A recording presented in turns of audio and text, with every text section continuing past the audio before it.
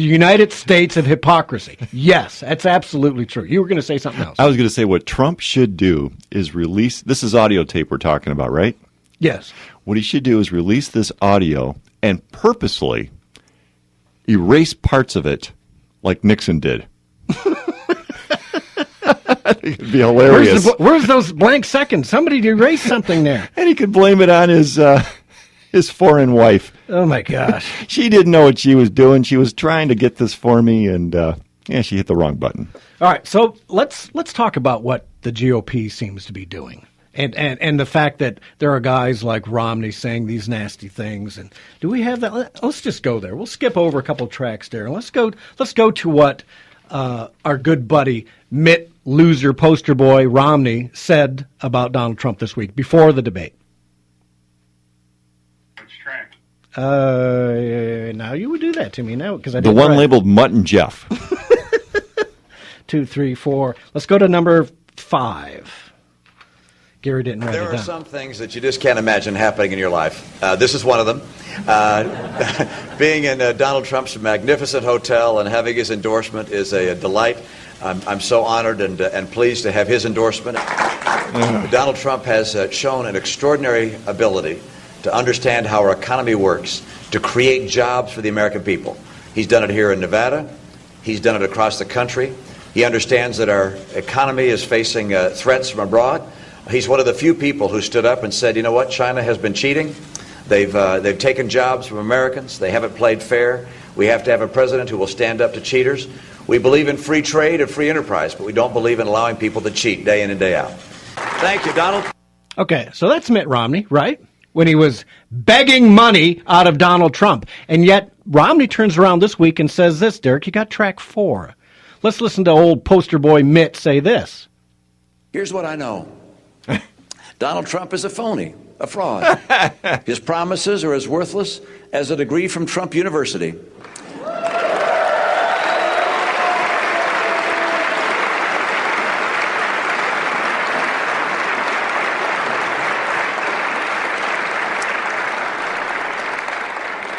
He's playing the members of the American public for suckers. He gets a free ride to the White House, and all we get is a lousy hat. His domestic policies would lead to recession. His foreign policies would make America and the world less safe. He has neither the temperament nor the judgment to be president, and his personal qualities would mean that America would cease to be a shining city on a hill. I'm convinced America has greatness ahead, and this is a time for choosing. God bless us to choose a nominee who will make that vision a reality. All right, so this sack of human garbage either lied to us 4 years ago or he's lying to us now because maybe he's got an alternative agenda. Now, talk about choosing. He hasn't got the guts to choose somebody and endorse a candidate, did he? There's talk about him endorsing Rubio, but he doesn't have the guts to do it in case he's wrong. This man is a piece of human garbage. I'm ashamed that I voted and supported and campaigned for him and Paul Ryan 4 years ago. Shame on me, folks. You have my apologies for supporting that sack of garbage 4 years ago. Did you scrape that bumper sticker off your car? I did. And, I wish I could go back and get it and burn it. And I was wrong 4 years ago, and doggone it, well, maybe I wasn't, because what was my choice? Barack Obama. But you know what, Mitt Romney, you're a coward. You are a loser. If you had had that kind of tenacity 4 years ago, maybe then you would have beat Barack Obama. My own conspiracy-minded mind wants to think this. Did he take a dive 4 years ago? He went into that first debate, and maybe he was betting on Vegas against himself. I don't know. But in the next 2 debates, he cowered down like a weak, timid little rabbit and blew the entire election. Who was he doing that for? Did he get a payoff from George Soros? Stay tuned for Alex Jones.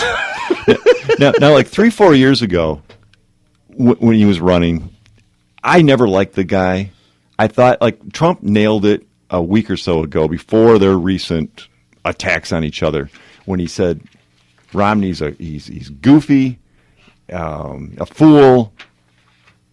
That's how I perceive the guy. And I know that Obama is worse, but I never bought into the whole rah-rah Romney thing when he was running. Right. I thought this is the most useless candidate that they could have put up there. And you were during right. this. And I thought he's going to get blown away.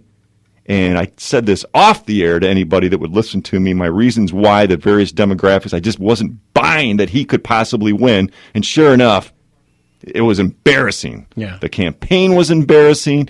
He was embarrassing. And the results were embarrassing. Yeah. I got to say, dude, you were right.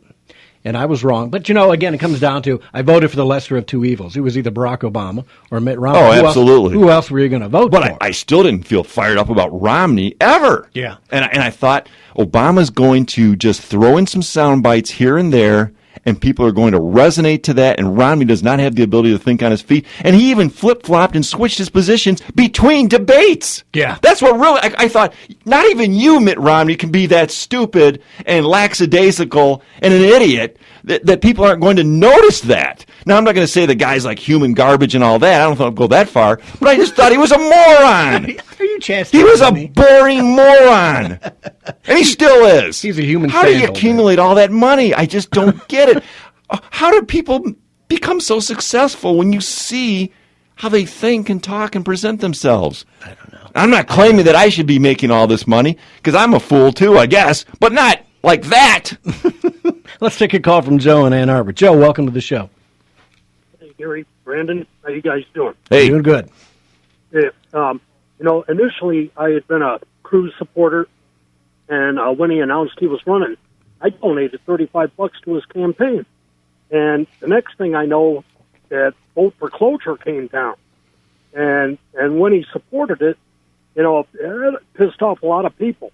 And we were heading to the very first debate down in Cleveland. And, a lot of his supporters were making the excuse that, he didn't know what he was doing and this and that. And I'm thinking, this is supposed to be Mr. Constitutional Conservative. He should have damn well known what he was doing, Yeah. But a lot of conservatives were willing to let him slide on it. And so anyway, when Trump came on the scene, I really liked what he was doing, and thought it was great and everything. Didn't actually support him at this time. I was still with Cruz, but then I eventually became on the fence between the two of them.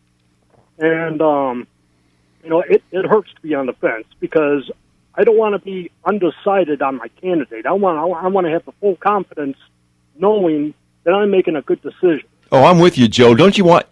I said this last week. I want to be 100% in on my candidate, and I just don't feel that way about any of them. It's very frustrating, and I want to love Trump. He said some great things in the beginning especially, and it seems like as weeks go by and the debates go by, I'm more and more lukewarm on the guy. And why he's doing that and affecting people like me really pisses me off. Right. And, as it's getting closer and closer, I'm willing to even let Trump slide on a whole bunch of stuff that otherwise, would have been a problem for me. But like you were saying, Gary, it's the establishment is really doing it. They're making the case for Trump as far as I'm concerned. And he's got my support now, and I'm a full Trump supporter. So I want to thank you, Gary, and Drake for helping me out with that. Awesome. Hey, our pleasure. Thanks. Glad we could. Well, thanks. Great comments. I appreciate it. Take care, Joe. Yep, bye-bye. See, I haven't ruled Trump out in my mind, but I'm just feeling like I said last week, there's more and more cold water being splashed. Yeah, as you and I were talking in the break, you know what? If Trump would spend a minor amount of time prepping for these debates, and he said by his own volition he does not. He could have said to Cruz the same thing you and I said a little while ago. Don't talk to me, Ted, about my Liberty University case. Talk about your own eligibility case in court. You know what I mean? I mean, we were like just whimsically saying that, but if he'd actually said that and then threw a little Canadian A at the end, that would have brought the Fox Theater crowd to just an uproar. Yes. Cruz would have been done. It would have been done. And For the night. So the scary thing is, this man gets through these, and sure, he doesn't shine, but imagine if he actually prepped for these debates, how well he probably could do. He's kind of like me when I sat down for my ACT. There was no prep. Did you just make the designs in your... I was I was slightly hungover, and I was running out of time in the last 20 questions. I just started circling in the little dots. There you go. Well, we're not the only ones who hate Romney and the establishment. Derek, you got the track with Lou Dobbs. I think that's number 6, right? Let's go with this. I want you to hear this. Who does Romney think he is? Romney is nothing more now, obviously, than a tool of an ossified, far too entitled Republican establishment, a Washington cartel of K Street and Wall Street lobbyists led by the Chamber of Commerce, the Business Roundtable. That's right, the same cartel that has orchestrated 2 presidential election cycles of losses.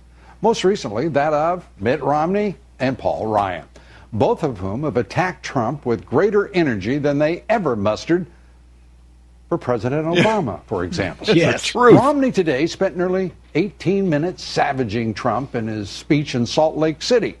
Trump was quick to swat Romney away as irrelevant and a failed candidate.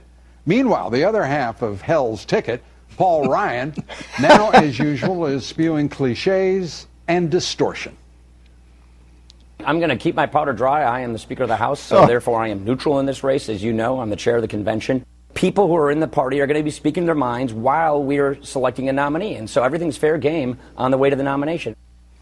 Ryan and Romney hardly giving a thought to their attacks against Trump, amounting to a campaign gift to Hillary Clinton and the Democrats. Don't worry your little heads about that, they said. After Romney and Ryan lost the 2012 election, the RNC conducted an exhaustive study on how the Republican ticket managed to lose the most winnable election in decades.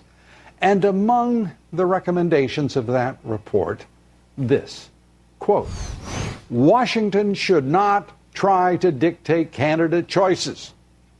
Voters will ultimately decide, end quote. Do they read their own reports? Of course not. The Republican establishment, the party elites and donors, they don't get it. And so they defend a stagnant, failed status quo. Romney and Ryan blew the election last time, throwing it to a president compatible with their culture of failure. All right. Romney and Ryan, it was like watching Mr. Rogers run for president. Not even as good. Not even as good. Yes, not even as Will good. you be I my neighbor? am just blown away. Let's take a quick call from Bob in Ypsilanti. Bob, welcome to the show. Yeah, hi. I think, very entertaining show. I was always leaning towards Trump, but this morning watching Neil Cavuto, he had Joe Piscopo on, who's a Trump backer. You know who? Yeah. Oh, yeah. Yeah, Saturday Night Live, Joe Piscopo. I like Joe Piscopo I on do Saturday too. Night Live. I Yeah. always like him. Go ahead, Bob. No, he's a really nice guy, so he kind of cinched it for me. I was always leaning towards Trump, but after seeing him, yeah. Yeah. Common sense, I like to say this is common sense radio. And you know what? You have to look at the real world. I don't live in the super Christian, super conservative universe. I live in the real world. And this country is now a left-center country because we've sat on our butts and let the education system dictate to our children and grandchildren that they should be socialists and communists and that you don't have to work for anything anymore. And this is what we've come to. Entitlement. Yeah, so now you have to look for a realistic candidate. And you know what? A super conservative guy is not going to win a ticket in a general election. That's just me. Hey, Bob. Right. Hey, Bob, you know who else supports Trump wholeheartedly? Dennis Rodman. Really? He does. And Mike Tyson. They love him. But they got more common sense than some people then, I guess. Yeah, they both worked with him. They know a one-on-one personal relationship and Herschel with Walker, him. dude. Herschel No, Walker. I love Herschel Walker. He's a good guy. Yeah. So finish up, Bob. You had another point. Yeah, you can probably watch the Neil Cavuto interview with Joe Piscopo online. I saw part of it this morning myself. Oh, okay. Yep. Yeah, they're getting free hot dogs, Boar's Head hot dogs away at Kroger's on Carpenter Road. Yeah, they're giving away Boar's Head hot dogs on Carpenter Road. Let's go. Free. Yep. All right. Well, when you get off work, you can go there. all right. Well, thanks, Bob. Appreciate the call. Excellent points. And I'm going to go get a hot dog right after. You know who'll be standing in line for one? Marco Rubio. In a phone. I can't let it go. Oh my gosh, I could. All right, let's get Ed from Ypsilanti. Ed, welcome to the show. Ed, you Trump my supporter, friend, you. How you doing today? Trump, Let's Trump, go. Trump. Your hair on your back must be just staying